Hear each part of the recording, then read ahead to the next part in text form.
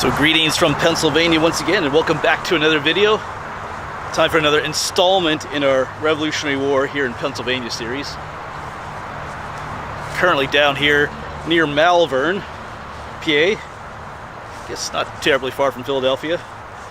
You've been in our last episode. We did the Liberty Bell, but prior to that we did the Battle of Brandywine, a huge battle here during the Revolutionary War that eventually allowed the British to take Philadelphia as part of the Philly campaign. But this video is about a battle called the Battle of the Clouds. Kind of an odd name for a battle, but I'll explain why in a bit. So I'm here at this is called the Battle of the Clouds Memorial Park, just off of the Phoenixville Pike and down there Swedesford Road. I did stop at a historical sign on Swedesford Road right by what's called the White Horse Tavern. I'll share that clip with you right now. And here is the sign along Swedesford Road.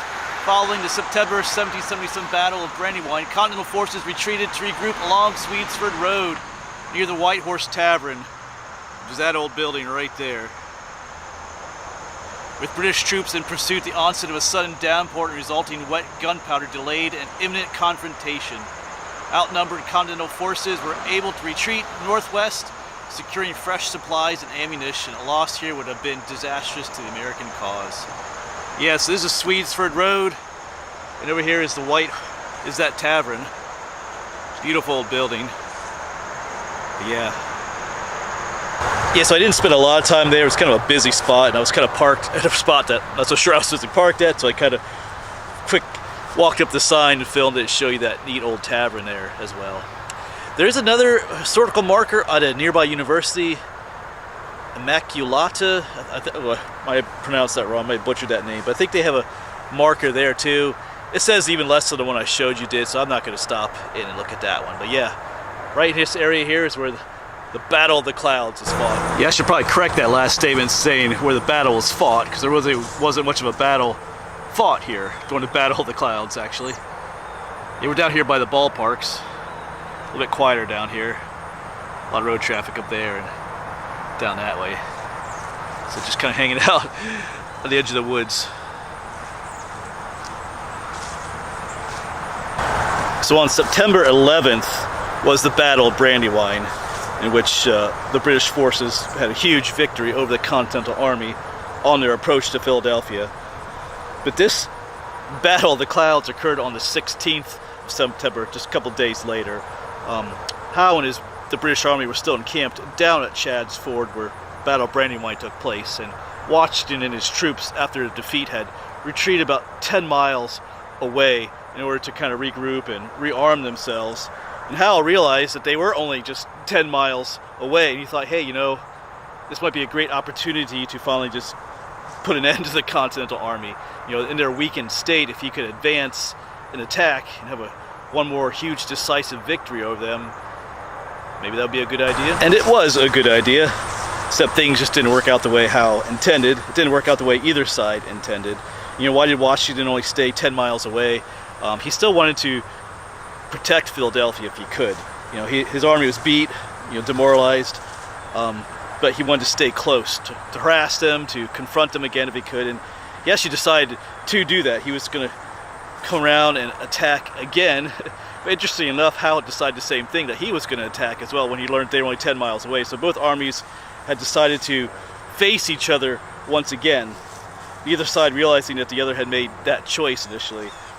But Washington did receive news from, I think it was Pulaski, one of his cavalry officers, reported that the British were advancing towards him, and then he made preparations for an advance or defense himself. I think he had several changes of mind about where he would take his stand and, defense or advance. And Washington did send some advanced troops under General Wayne to confront the British as they were approaching his position. Those advanced troops did encounter some of the Hessian soldiers underneath the British. There was hired mercenaries of German descent. They kind of had a little bit of a skirmish there, not a full-on battle, but then those soldiers under General Wayne, I think a lot of them were Pennsylvania militia, they then encountered the main British Army, the main line of the British Army, and they fled in a panic, as most sources said, away from that. gotta remember at this time, the Continental Army and the militia were still not super well trained and disciplined yet. It wasn't until their experience at Valley Forge and they received some proper training for some foreign officers. We'll talk about that in a future video. But yeah, they're still a bit untrained and undisciplined, and they fled from that main line of the British and fled back. And then as both sides were getting ready for that conflict, what was looking to be a pretty epic battle in which, to be honest, the Continental troops were outnumbered. I think it was about 18,000 troops to 10,000, and you know, it just suffered a defeat days earlier, and we're not in the best position.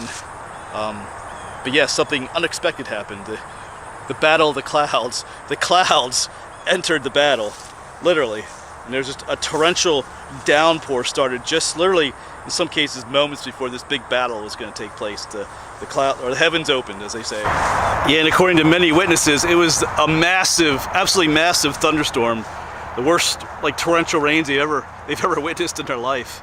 You know, it started that day, like I said, just before the battle started, and it lasted all into the evening and overnight. Just these absolutely torrential rains. Massive storm.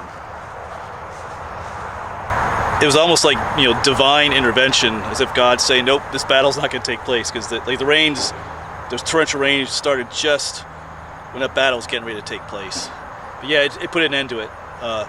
For the colonial troops, it was a mess. You know, their cartridges, you know, they were using, you know, black powder rifles, you know, flintlock rifles and stuff, and they had like little black powder cartridges, like in a paper cartridge. Those are just ruined with the rain. They couldn't even fight, you know, with their guns and stuff. They could use their bayonets yet, and it was just, there's no way they could fight. So Washington decided the best thing for him to do would be to retreat back. He did leave some forces behind. I'll talk about that later, but Howe and the British decided to let them go because the British weren't doing much better. They were already moving pretty slowly with their wagons and stuff. They didn't have enough wagons to begin with to move their stuff, and with all the rain and the mud, they just couldn't. They just trying to pursue the Continental Army was just almost impossible for them too. So Howe was just like, you know what, let them go. We'll go back to our former line of defense. Yeah. So the Battle of the Clouds, battle that never happened. I guess, like I said, the clouds intervened to put an end to that battle. So that is why it's called the Battle of the Clouds, because Washington and Howe, the British, never actually fought a battle. It was the clouds that actually won that battle. They put an end to the fighting that day.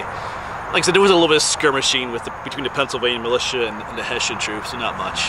Maybe a couple of people passed away or wounded. But yeah, that put an end. You know, it's hard to say too. You know, what would have been the outcome of that battle?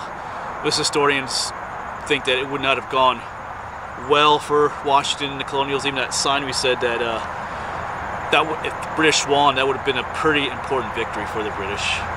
But yeah.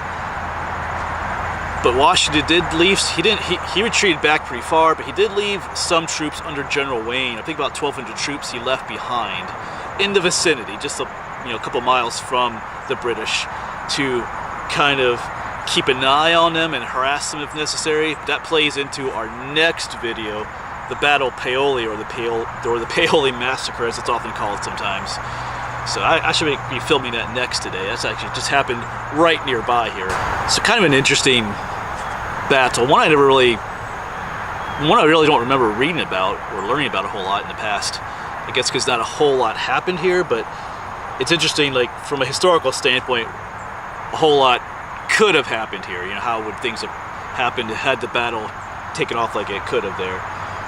So that's always interesting to think about what could have happened. But anyway, the Clouds won that battle. There was no big battle between the British and the Continental at that time. All right, that's it. That's it for the Battle of the Clouds here. So I'll say near Malvern, Pennsylvania, here at the Battle of the Clouds Memorial Park.